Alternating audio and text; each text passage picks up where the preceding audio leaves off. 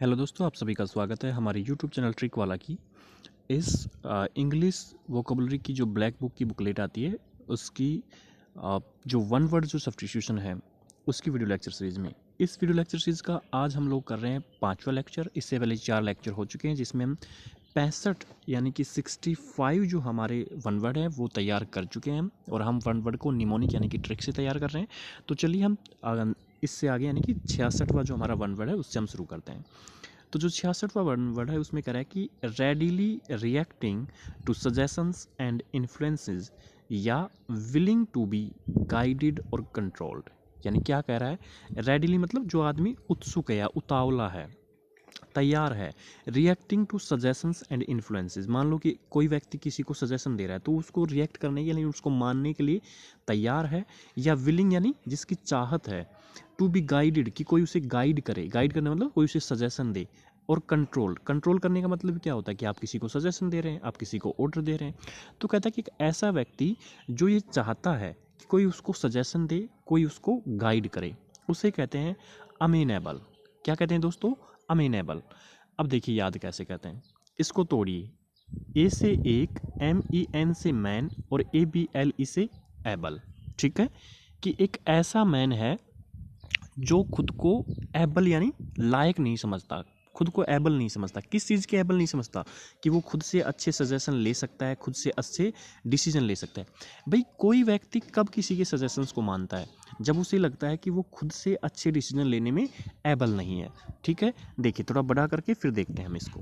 तो हमारा वर्ड क्या है? अमेनेबल। अमेनेबल को कैसे याद करना है?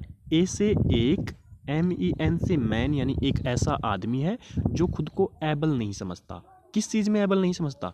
अच्छे डिसीजन लेने में। इसलिए वो चाहता है कि कोई उसको सजेशंस दे, कोई उसको इन्फ्लुएंस करे, कोई उसको गाइड करे, कोई उसको कंट्रोल करे। ठीक है दोस्तों, चलिए नेक्स्ट वर्ड पे आते हैं। नेक्स्ट जो हमारा वर्ड है दोस्तों, वन वर्ड है, वो है someone who is friendly and good नेचर्ड। कहता है कि एक ऐसा व्यक्ति जो फ्रेंडली मैनर वाला है और अच्छे नेचर का इंसान है, उसे हम कहते हैं एमिकेबल। एमिकेबल। तो कैसे याद करना है? देखिए ए से एक, MIC से माइक। माइक जो होता है ना, जैसे कोई भी स्टेज प्रोग्राम वगैरह, फंक्शन वगैरह होता है उसमें जो माइक हम यूज करते हैं। और ABLE से एबल। तो एक ऐसा व्यक्ति जो माइक को संभालने में यानी कि स्टेज पर माइक को संभालने में एबल है। तो कौन व्यक्ति है जो माइक को संभाल सकता है अच्छे से? भाई सिंपल सी बात है, सामने जनता बैठी हुई है, ऑडियंस बैठा हुआ है, दर्शक बैठे हुए हैं। तो अगर फ्रेंडली मैनर वाला इंसान होगा तो उन सबको बहुत जल्दी अपना फ्रेंड बना लेगा। और नेचर अच्छा है तो मतलब सिंपल सी बात है कि जो ऑडियंस है उससे इंप्रेस हो जाएगी। तो एक ऐसा व्यक्ति जो फ्रेंडली मैनर वाला होता है और गुड नेचर वाला होता है, वो एक माइक को संभालने में एबल होता है। ठीक है, ओके। नेक्स्ट देखिए, फिर कहता है कि ए पार्शियल और टोटल लॉस ऑफ मेमोरी, यानी कि मेमोरी का खो जाना। ठीक है, पार्शियल मतलब हो सकता है कि पूरी मेमोरी लॉस ना हो, और टोटल मतलब कंप्लीट मेमोरी लॉस हो जाए, उसे कहते हैं एमनेसिया। बहुत बार पूछा जाता है, इंपॉर्टेंट क्वेश्चन है। ठीक है, तो एमनेसिया को कैसे याद रखेंगे कि AMN से बनाएंगे हम यमन। यमन एक देश है। यमन क्या है? एक देश है। और ESIA से बनाएंगे हम एशिया, कि कोई व्यक्ति यमन में है, ठीक है, यमन देश में मौजूद है और कह रहा है कि मैं तो एशिया में हूँ। क्यों? क्योंकि उसका मेमोरी लॉस हो चुका है। ठीक है, कि कोई व्यक्ति यमन देश में प्रेजेंट है, रह रहा है और कह रहा है कि मैं एशिया में रह रहा हूँ। ठीक है, तो मतलब उसका ऐसा क्यों कह रहा है वो? क्योंकि उसका मेमोरी जो है लॉस हो चुकी है, उसे याद ही नहीं है कि वो एक्चुअल में कहाँ है। ठीक है दोस्तों, नेक्स्ट फिर है कि एन ऑफिशियल पार्डन। पार्डन का मतलब क्या होता है? माफ़ी, क्षमा। और the formal act of liberating someone. Liberate करना मतलब किसी को आज़ाद कर देना, किसी को फ्री कर देना। ठीक है, तो क्षमा करने का मतलब भी यही है कि किसी को आज़ाद कर देना। पार्डन मतलब क्षमा, आपने किसी को क्षमा दे दी, मतलब आपने उसको आज़ाद कर दिया। और किसी को लिबरेट कर दिया यानी कि उसको आज़ाद कर दिया, तो उसको कहते हैं एमनेस्टी। ये भी इंपॉर्टेंट क्वेश्चन है, 4 बार पूछा गया है। तो एमनेस्टी को कैसे याद करेंगे? AM से एम यानी मैं हूँ, NEST से नेस्ट, अपने घोंसले में। मान लीजिए एक पक्षी है, आपने उसको पिंजरे में बंद कर रखा है, जैसे ही आप उसको लिबरेट करेंगे, आप उसको आज़ाद करेंगे, तो फिर वो कहाँ चले जाएगा, अपने नेस्ट में, अपने घोंसले में चला जाएगा। इसलिए वो कह रहा है कि एम नेस्ट, मैं अपने घोंसले में हूँ। क्यों हूँ? क्योंकि मेरे मालिक ने मुझे पार्डन कर दिया है या लिबरेट कर दिया है। ठीक है दोस्तों। नेक्स्ट फिर है कि not following any moral rules and not caring about right और रॉन्ग। एक ऐसा व्यक्ति जो मोरल रूल्स को फॉलो नहीं करता या राइट या रॉन्ग की परवाह नहीं करता, उसे कहते हैं एमोरल। ये तो सिंपल सा है। देखो, मोरल मतलब जो मोरल रूल्स की को फॉलो करता है, एमोरल मतलब जो मोरल रूल्स को फॉलो नहीं करता है। ठीक है, तो इसके तो कोई ट्रिक की आपको ज़रूरत है नहीं, इसका तो ये सेंटेंस आप याद रखना। चलिए 70 तक हो गया, आगे देखते हैं। नेक्स्ट कह रहा है animal that can live both on land and in water. एक ऐसा एनिमल जो धरती पे भी रह सकता है और पानी में भी रह सकता है। जैसे मेंढक है, मेंढक धरती पे भी रहता है और पानी में भी रहता है, उसे कहते हैं एम्फीबियंस। बहुत बार पूछा गया है और सिंपल सी बात है, अगर आपने साइंस पढ़ी है तो उसमें आपने पढ़ा होगा कि एम्फीबियंस क्या होते हैं। हिंदी में इनको उभयचर बोलते हैं। ठीक है, उभयचर जंतु जो लैंड पे भी रह लेते हैं और वाटर में भी रह लेते हैं। तो ये तो सिंपल सा हमारे रोज़मर्रा में यूज होने वाला वर्ड है, इसकी ट्रिक की खास जरूरत पड़ेगी नहीं है आपको। फिर नेक्स्ट है कि a person who has had one और मोर लिम्स रिमूव्ड। लिम्स का मतलब क्या होता है? अंग। क्या होता है? अंग। हमारे शरीर के जो अंग होते हैं उसी को लिम्ब कहते हैं। तो कहता है कि एक ऐसा व्यक्ति है जिसके एक या एक से अधिक जो अंग हैं उनको शरीर से हटा दिया गया है, उसको कहते हैं एम्प्यूटी। क्या कहते हैं? एम्प्यूटी। कैसे याद रखेंगे? ए एम से मतलब कि मैं हूँ, और PUTEE से पुट्टी। घर में जो पुट्टी नहीं करवाते हैं हम प्लास्टर के ऊपर मकानों में, पुट्टी। तो मान लीजिए कि एक व्यक्ति है जिसके अंग जो हैं वो रिमूव कर दिए गए, तो सिंपल सी बात है वो इंसान पुट्टी नहीं कर सकता। मान लीजिए किसी के हाथ हटा दिए गए हैं, किसी के पैर हटा दिए गए, तो वो पुट्टी कैसे करेगा? पुट्टी करने के लिए तो हाथ पैरों का सही होना जरूरी है ना भाई, फिजिकल वर्क होता है पुट्टी करने में। तो एक ऐसा व्यक्ति जिसके एक या एक से अधिक अंगों को हटा दिया गया है वो पुट्टी कर नहीं सकता। तो एम पुट्टी, मैं पुट्टी नहीं कर सकता। क्यों? क्योंकि मेरे एक या एक से अधिक जो अंग हैं शरीर से वो हटा दिए गए हैं। ठीक है दोस्तों। नेक्स्ट देखो, कहता है कि comparison between things that have similar features. Feature मतलब एक जैसे फीचर रखने वाली वस्तुओं के बीच में कंपैरिजन, समानता नहीं दिखाते हम, तो उसी को ही बात कर रहा है। उसको कहते हैं एनालॉजी। कैसे याद रखेंगे? देखिए, पहले मैं इसको थोड़ा बड़ा सा कर देता हूँ, अब समझिए एनालॉजी को। देखिए, ये ए है और ये छोटा ए है, और ये एन से, एन अपन एंड की जगह लिखते हैं आजकल। तो ए एंड ए की लॉजी, लॉजी का मतलब क्या होता है? स्टडी होता है, अध्ययन होता है। तो ए, ये जो ए है ये इस ए के सिमिलर है या नहीं है? बस इतना फ़र्क है कि ये कैपिटल है और ये स्मॉल लेटर है। तो ए एंड ए की लॉजी यानी स्टडी, मतलब दो सिमिलर फीचर्स वाली जो वस्तुएं हैं उनकी स्टडी कर रहे हैं, उनका कंपैरिजन कर रहे हैं, उसी को हम एनालॉजी कहते हैं। ठीक है दोस्तों। चलिए नेक्स्ट देखते हैं। एक सेकंड, ये लीजिए।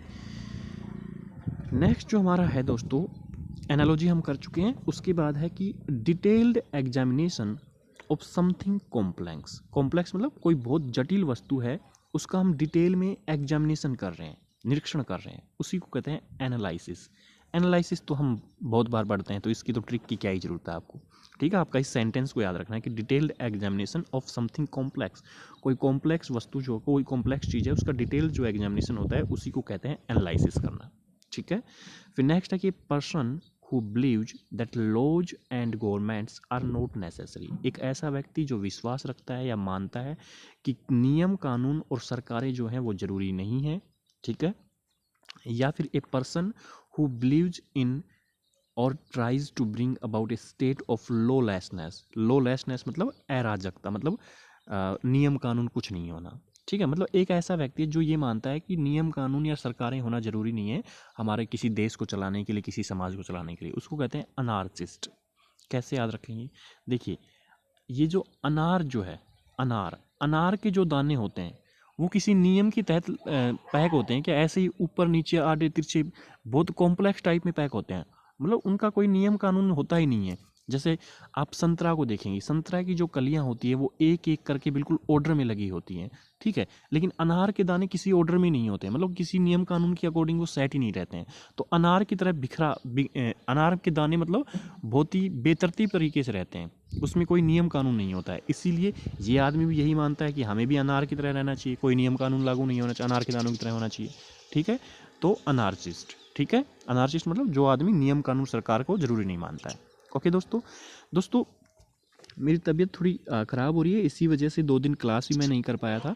तो इस क्लास को मैं थोड़ा छोटा ही रख रहा हूँ। इससे आगे की जो क्वेश्चन जो हैं वो मैं नेक्स्ट क्लास अपलोड करूँगा थोड़ी देर में, ठीक है। एक बार मुझे डॉक्टर के पास जाके आने हैं भाई, तो बहुत ही ज़्यादा हालत ख़राब हो गई थी। तो चलिए अब एक बार इन्हीं को रिवाइज कर देते हैं, ठीक है। 65 से 66 से हमने शुरू किया था। देखिए रिवीजन कैसे करना मैंने आपको बताया कि आपके पास एक बार तो मैं रिवीजन करवा रहा हूँ, उसके बाद अगर आपके पास ब्लैक बुक की वोकैबुलरी की बुकलेट है तो उससे करें, वरना फिर लिखें और फिर करें। पहला वर्ड है अमेनेबल। एक मैन से एक ऐसा आदमी है जो खुद को एबल नहीं मानता किस चीज़ में, गुड डिसीजन लेने में। इसलिए वो क्या करता है, जो भी लोग उसको सजेशन देते हैं उसको वो बड़ी जल्दी से मान लेता है, या चाहता है कि लोग उसको गाइड या कंट्रोल करें। फिर है एमिकेबल, कि ए से एक, MIC से माइक को, ABL से एक माइक को संभालने में एबल कौन आदमी होता है, जो फ्रेंडली मैनर वाला होता है और गुड नेचर वाला होता है। फिर है एमनेसिया, कि AMN से कि यमन में होके बोलता है कि एशिया में हूँ मैं। ऐसा क्यों बोल रहा है, क्योंकि उसका मेमोरी लॉस हो चुका है, ठीक है। फिर है एमनेस्टी, कि मैं अपनी नेस्ट में आ गया हूँ, घोंसले में आ गया हूँ। क्यों, क्योंकि उसके मालिक ने उसको पार्डन कर दिया है या लिबरेट कर दिया है।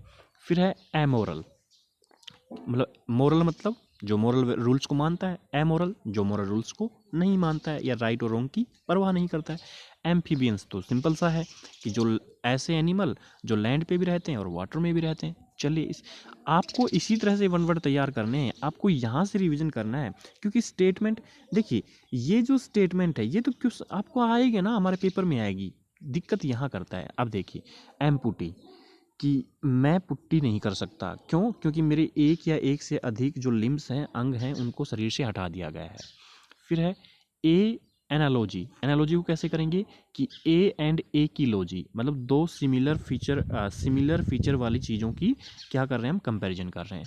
एनालिसिस तो सिंपल सा है, detailed examination of something complex. और अनार्चिस्ट, कि अनार के दानों की तरह बेतरतीब तरीके से बिखरे रहना, यानी कि एक ऐसा व्यक्ति जो लॉज और गवर्नमेंट्स को नेसेसरी नहीं मानता है। ठीक है दोस्तों, आज की वीडियो में इतना ही। दोस्तों अगर चैनल पर नए हैं तो चैनल को सब्सक्राइब करके बेल आइकन जरूर दबा लेना। सितंबर में हमारा CGL का एग्जाम है, उससे पहले हम पूरी ब्लैक बुक को कंप्लीट करेंगे। सबसे पहले 1 वर्ड करेंगे, उसके बाद ईडियम फ्रेजेस, फिर एंटोसिनोनिम, और उसके बाद मिसस्पेल्ड वर्ड्स वगैरह जो भी बचेंगे हमारे वो करेंगे। ठीक है दोस्तों, अपना ख्याल रखिए, अच्छी तैयारी को बेहतरीन करते रहिए। मिलते हैं नेक्स्ट वीडियो में दोस्तों, आपको बहुत बहुत धन्यवाद। और 2 दिन क्लास ना डालने के लिए हम एक्सट्रीमली सॉरी, मेरी तबीयत जो है वो ख़राब हो गई थी। ठीक है भाई, चलिए मिलते हैं नेक्स्ट वीडियो में। धन्यवाद दोस्तों।